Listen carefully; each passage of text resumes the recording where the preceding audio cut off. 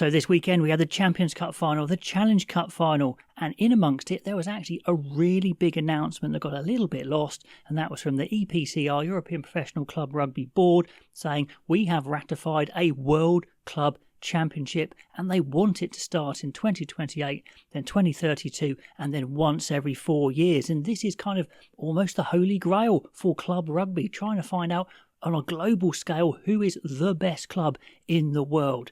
And if it can happen, for me, fantastic. I'm a sucker for all these sorts of things, and who doesn't want to know who the best in the world is and have matches that we've never seen before on the biggest stage? It's going to be cool, absolutely. But also, let's play a bit of devil's advocate and try and work out some of the practicalities here, look at what it might look like in practice and have some fun and say who might win based on this year's results. Now, the EPCR were very keen to announce that sponsors and TV are very interested in this competition, as they should be, because it's massive, it's global, it could fill stadiums. They want to fill these massive stadiums in box office cities, box office stadiums, that's what they were called. So where do they go? That is quite a biggie. First of all, straight away they've announced it would be in Europe. That sounds a little bit harsh on the Southern Hemisphere teams, but if you think about it, the infrastructure, the stadia, it is a bit better in Europe, it is a bit bigger, and it would make sense commercially to make the most money. Might it move down to a New Zealand, Australia competition sometime? Maybe, but they want to start it in a place where they think they can guarantee commercial success, so I think that's how it's going to be. So you would expect these box office cities to be London, probably Twickenham, Paris, the Stade de France. That seems like an absolute no-brainer. 280,000 plus stadia in huge cities. You'd think the Principality in Cardiff has got a good chance of being there. 74, 75,000. The Stadio Olimpico in Rome would be a good venue, a destination city, 73,000. They've also announced it would be 16 teams across 4 successive weekends in June. We'll come back to that. To me, that screams out it is 4 successive knockout rounds. We have a draw, we have a straight round of 16, quarterfinal, semi-final, final, probably based on rankings, based on Champions Cup and League positions, and we'll come back to that. So that means 8 venues to start with, dropping down to those main 4 probably. You could double up in those main venues, I guess, but I think they'd want to spread it out and get some money to these other European cities as well. But probably the hardest thing is clearing that calendar, because McKay of the EPCR said that it is a congested calendar and it won't be impacted. They've found space in the current structure, but I'm not sure where, to be honest. Well, the European competitions, the Champions Cup and then Challenge Cup, they probably would be finished in May, but then the first 2 weekends of June, that's URC Premiership semis and final. The Super Rugby final, I think, is normally the weekend after. I was trying to work out when the Japanese League One final was, and I think it's the first week of June, something like that, and then the top 14 is all through June pretty much, and then you get into the international summer tour period, and the international unions aren't going to be wanting to move their tours because of what club rugby want to do, put on more games. So they explicitly said June, so that would mean the leagues would have to agree to truncate their season somehow.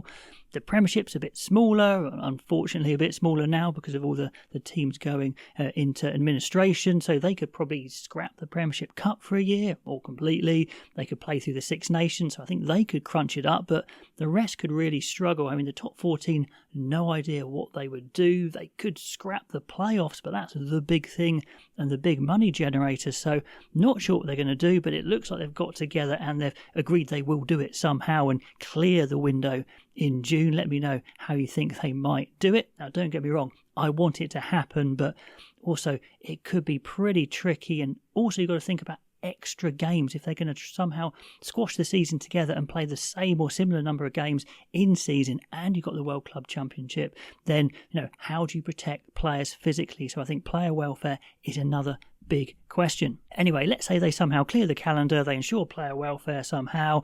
How would you qualify? Well, the current year would be too early because you're trying to organise, obviously, TV rights, sponsorship, you're trying to sell packages to fans, travel, all that sort of thing. Obviously, the year before, you could say yes, but maybe you want a longer run-in, say in the World Cup, they obviously want a couple of years. You take an average of results, you take just the results on 1 year. Of course, you want the best clubs in the world, but if you wait too long, clubs could lose players and actually become less good, if you like, compared to what they were a couple of years ago. So how would they qualify? I'm guessing the year before, but I don't know, maybe it is an average. Let me know how you would make clubs qualify. but it looks like, and they've talked about this before, it seems to be the setup would be 8 teams from the Champions Cup. So that's basically the quarter-finalists, and I'll put the rankings there as well. 6 from Super Rugby, the top 6. This is from the standings at the moment. I know they haven't finished. And 2 from the Japan League One as well. They've got 2 conferences, so the top of both. So that would be Bordeaux, Leinster, Northampton, Toulon, Toulouse, Castres, Glasgow, Munster, and then Chiefs, Crusaders, Brumbies, Hurricanes, Reds, Moana Pacifica would be in there. And then from Japan, Toshiba, Brave Lupus and Wild Knights. How would you do the draw? Well, you'd probably want to split up the nations as best as possible, and generally you give higher ranking teams a better draw in competitions like this. You'd probably want to place teams in their home country where possible to generate the most interest and income. That's what I would say, but who knows? If there's no South African teams in the last 16, then you could do that. Obviously, there could be South African teams in here as well, but you could generally ensure kind of like a home game to start with for one of the teams.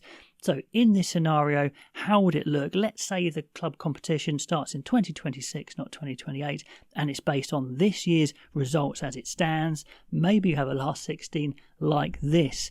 Bordeaux playing the Wild Knights of Japan in the Stade de France. Then Northampton versus the Reds at Old Trafford. Toulouse versus the Brumbies in Marseille. Glasgow the Chiefs in Edinburgh. Leinster Brave Lupus in the Aviva. Toulon Moana Pacifica in the Stadio Olimpico in Italy, in Rome. Castres Hurricanes in La Défense Arena inside. And Munster Crusaders at the Principality in Cardiff.